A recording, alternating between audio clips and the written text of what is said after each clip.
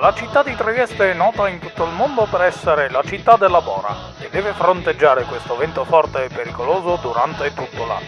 La bora causa danni per migliaia di euro alle infrastrutture e agli autoveicoli, arreca disservizi al trasporto pubblico e anche alla nettezza urbana.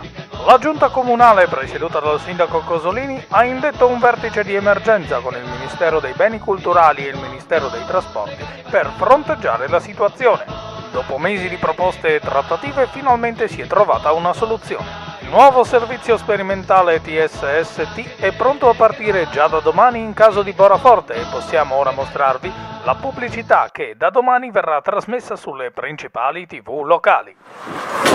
Viaggiate con stile con la Trieste Scovazzoni Trasporti! Ora potete viaggiare in maniera veloce, ecologica e facile! Giornate di bora forte con raffiche a 150? Difficoltà a spostarsi in città? Gli unici che si muovono sono i cassonetti? Ma allora approfittatene! Il comune di Trieste sta dotando tutti i cassonetti di comandi di direzione e apparecchiature di sicurezza e potete facilmente riconoscerli dall'apposito adesivo identificativo.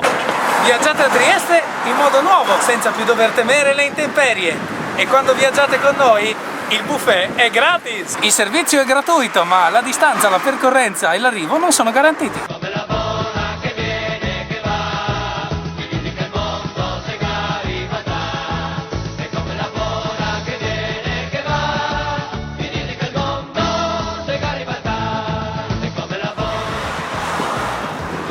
Scendo adesso!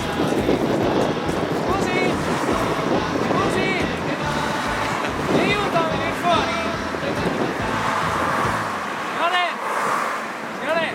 Ehi! Arriva il cane con la spazzatura! Cosa fa? No! Non portatemi via! Aspetti!